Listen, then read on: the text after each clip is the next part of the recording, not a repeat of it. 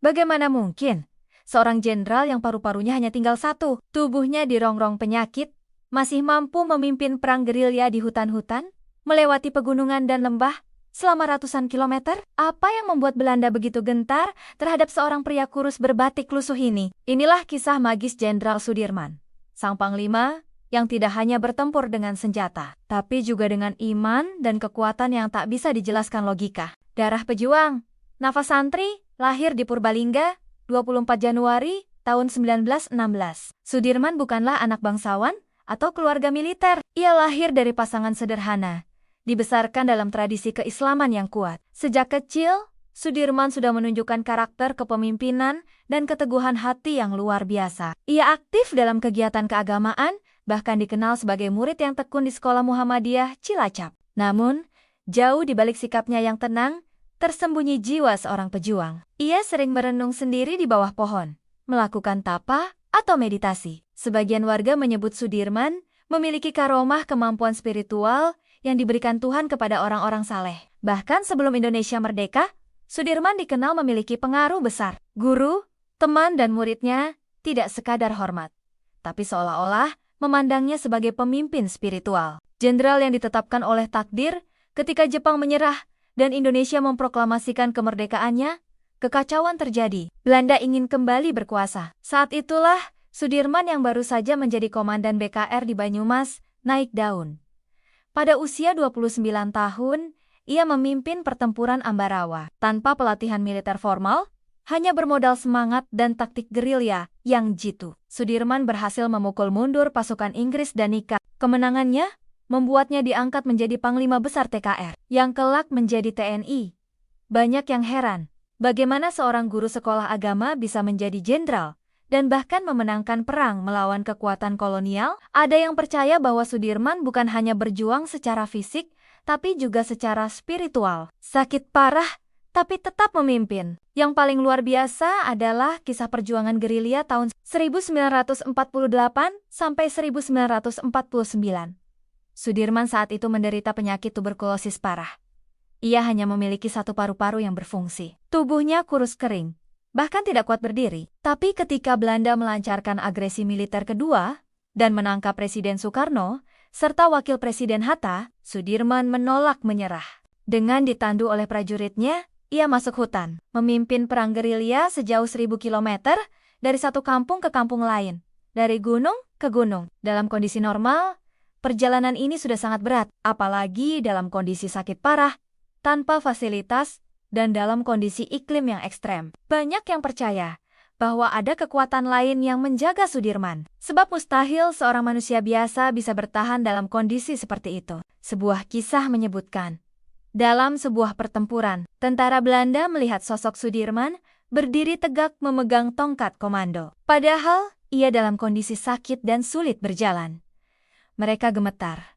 Beberapa bahkan mengurungkan niat menyerang. Tongkat sakti dan komando tanpa suara. Ada sebuah kisah menarik yang beredar di kalangan para prajurit dan masyarakat pedalaman Jawa, bahwa tongkat yang selalu dibawa Sudirman bukanlah sekadar alat bantu jalan, melainkan tongkat sakti. Tongkat itu diyakini sebagai simbol kekuatan spiritual, bukan hanya milik pribadi, tapi bagian dari pusaka yang dipercayakan oleh leluhur. Dalam beberapa cerita, prajurit yang berada dekat dengan Sudirman saat gerilya menyatakan bahwa ketika mereka tersesat atau dikejar Belanda, Sudirman hanya mengetukkan tongkatnya ke tanah sambil menutup mata sejenak. Arah jalan tiba-tiba menjadi terang, atau kabut turun menyelimuti hutan sehingga mereka tak terlihat musuh. Benarkah ini terjadi? Tak ada yang bisa memastikan, tapi kesaksian prajuritnya terdengar sangat seragam, bahwa Sudirman tahu arah bahkan tanpa peta. Pernah juga dikisahkan, dalam satu pengepungan, sekelompok tentara Belanda tiba-tiba membelokkan arah patroli mereka. Belakangan diketahui bahwa mereka seperti tidak melihat keberadaan rombongan Sudirman, padahal jaraknya sangat dekat. Seolah-olah ada tabir tak terlihat yang menyembunyikan mereka dari mata musuh. Wangsit, petunjuk langit, dan jalan sunyi, Jenderal Sudirman adalah sosok religius yang mendalam. Ia tidak pernah membuat keputusan strategis tanpa bermunajat terlebih dahulu. Dalam banyak kesempatan, ia melakukan salat tahajud setiap malam, meski dalam keadaan sakit dan di tengah hutan sekalipun. Ia seringkali berpuasa saat akan mengambil keputusan penting, bahkan ketika tubuhnya sangat lemah. Para pengikutnya menyebut Sudirman sering mendapatkan wangsit atau petunjuk batin. Ketika rute gerilya harus diubah, ia tidak hanya mengandalkan informasi intelijen,